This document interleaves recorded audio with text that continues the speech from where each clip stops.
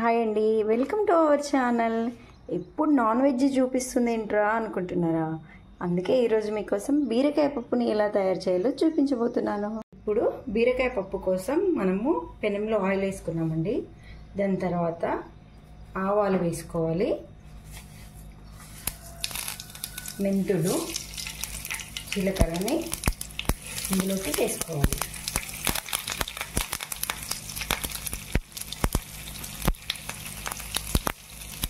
ఇది కొంచెం వేగాక కొంచెం వెల్లుల్లిపాయలని వేసుకోవాలి.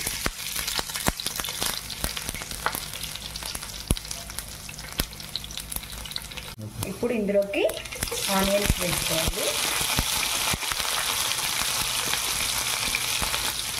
ఆనియన్స్ వేసుకునేటప్పుడు కరివేపాకు వేసుకోవాలి. ముందుగానే కరివేపాకు వేసుకుంటే మనం ముఖం మీద ఆయిల్ చిల్లుతుందండి. సో ఇప్పుడు ఆనియన్ బ్రౌన్ కలర్ వచ్చేదాకా వేయించాలి. ఇప్పుడు ఇందులోకి పచ్చిమిర్చిని కూడా యాడ్ చేసుకుంటున్నాము. పచ్చిమిర్చి వేసుకునే వాళ్ళు కొంచెం కారంని టమాటో వేసిన తర్వాత యాడ్ చేసుకోవచ్చండి. నాకైతే ఎక్కువ పచ్చిమిర్చితోనే ఇష్టం కాబట్టి నేను ఎక్కువ పచ్చిమిర్చితోనే కర్రీస్ చేసుకుంటాను. ఇప్పుడు కొద్దిసేపు మూత పెట్టేద్దాం. ఇప్పుడు మధ్య మధ్యలోకి మూతను తీసుకొని ఇలా కలుపుకోవాలండి. ఇది వేగాయి. ఇప్పుడు ఇందులోకి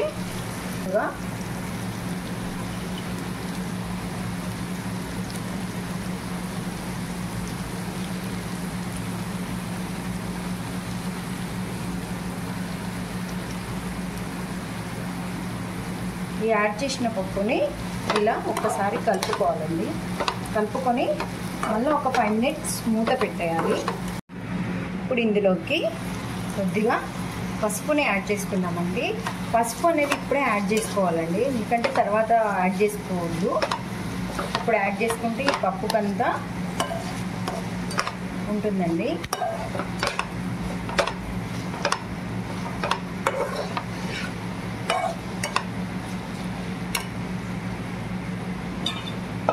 ఇందులోనే టమాటా ముక్కల్ని కూడా యాడ్ చేసుకోండి. ఇలా ఈ ఇప్పుడు ఇందులోకి కొద్దిగా ఉప్పుని కలిపేసుకున్నామండి. వేసుకున్న తర్వాత బీరకాయ ముక్కలని ఇప్పుడు వేసుకున్నామండి. ఎందుకంటే బీరకాయ తొందరగా ఉడుకుతుంది కాబట్టి ఇది లాస్ట్లో వేసుకోవాలండి. అయితే పప్పుకి తగినట్టుగా బీరకాయలు కూడా ఉడుకుతాయి.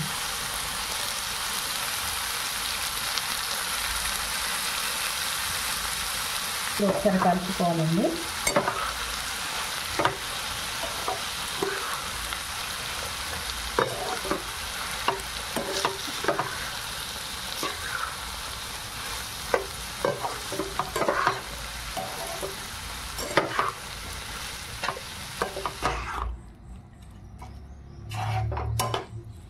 ఒక 2 నిమిషాల పాటు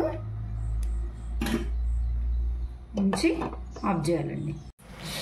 5 minutes తర్వాత మన పప్పు ఇలా ఉందండి. ఇప్పుడు ఇందులోకి కొద్దిగా ధనియాల పొడిని యాడ్ చేసుకుంటున్నాను. నేను కొత్తిమీర లేని టైంలో ఇలా ధనియాల పొడిని యాడ్ చేసుకోండి, చాలా బాగుంటుంది.